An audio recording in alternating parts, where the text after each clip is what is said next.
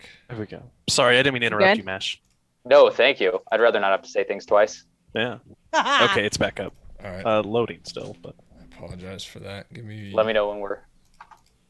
So I think audio is coming through. Are we back up? Yeah, audio is coming through. I'm gonna have to fix the webcam overlays, but y'all continue talking as we go. Well, Okay. Hey, sorry for the technical difficulties, guys. We are all volunteers here, going to fight in this movement. None of us are like. yeah, they say they can hear us. We don't have a whole production studio back here doing stuff. Frustrating things about Memorial Day, bastardization. Right, the president. He at one point during his speech today conflated dying on like the beach at Normandy or dying in Flanders Field or at Gettysburg with dying in the mountains of Afghanistan or the deserts of Iraq. Oh no! Like it was this whole just onward Christian soldier. Like he at one point referred to those who died in Afghanistan and Iraq as fallen angels. Oh, gross. He pulled out. Oh man, it was just really upsetting. I can't handle the when the political speeches become these sermons that are meant to inspire you to be good and do good, and that it's clear that that's the intention, but it's so tainted with a thing so horrible as war, and so it just gets really confusing and cringy really fucking fast. Well, that's what it's designed to do, right? It's designed to cover up the horror that is war by painting those who like have died in the service of our like capitalistic, horrid, last 20 years, or all the wars really since World War II at the very least. I often say the last time we were the good beautiful guys angels. Oh, sorry. Oh no, you're so fine. That really upset me. So that's my contribution to the Memorial Day bastardization. Is he stood side by side on camera with a bunch of tombstones at Arlington Cemetery and talked about how, the kinds of stuff dying in Iraq for oil companies is the same thing as dying fighting Nazis on Normandy Beach.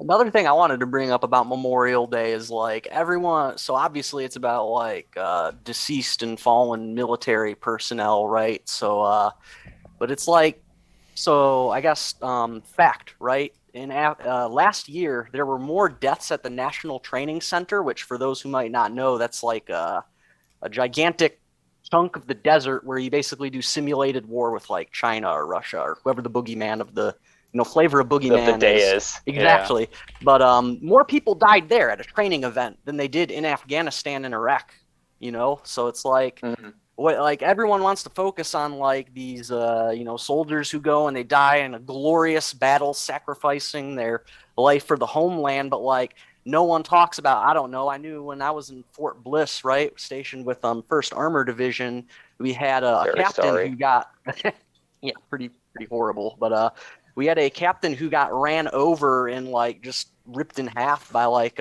he was sleeping and didn't have like a sleeping area marked off, and a Humvee ran over him. And so like no one talks about that. Or like what about someone who sees something or they're sexually assaulted or whatever, gets some PTSD, and then like 5 years later they drink themselves to death. Like nobody's thinking about that on Memorial Day. So I think the point I'm trying to make is like it's very much so a political decision that like that's what we choose to focus on, and not like the countless other ways that soldiers die, as that doesn't advance the narrative of the ruling class. It doesn't advance the hero worship. Exactly. That's yeah. All right, I apologize, everyone. I'm really trying to like get this stream back together.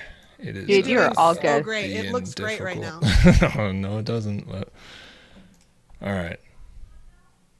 So I brought the Zoom capture back. It should bounce around to whoever's actively talking. So cool. Perfect. All right.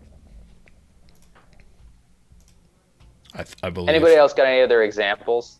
Divorce is of crabby. times that Memorial Day has been done wrong, in your opinion? Something you've seen that bothered you immensely? This isn't necessarily related to Memorial Day, but it's kind of in the same realm. So again, I was, you know, sometimes when you're in active duty and you're on your lunch break, you got to go run an errand or something, right? So you end up going off post in uniform. And there was this dude, he was like, I think he was like a exterminator for like rats or something.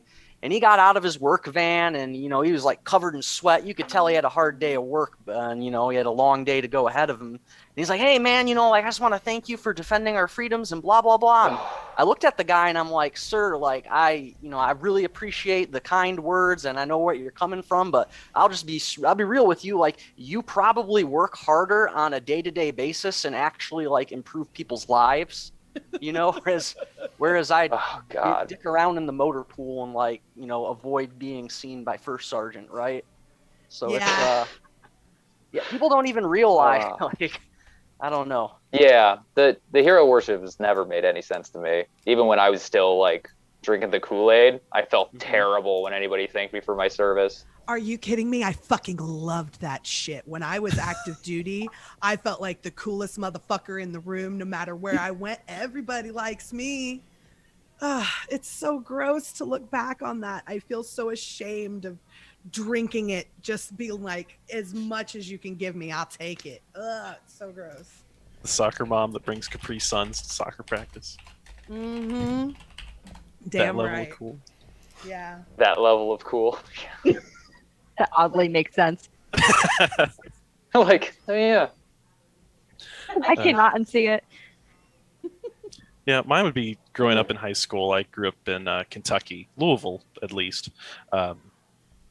But they would, every Memorial Day, they would bring up the ROTC kids at the front of the auditorium, and they would pretty much do like an hour-long session about how they were willing to be heroes for the country and were willing to make the sacrifice and were going to be great leaders. And half of them didn't even make it out of high school.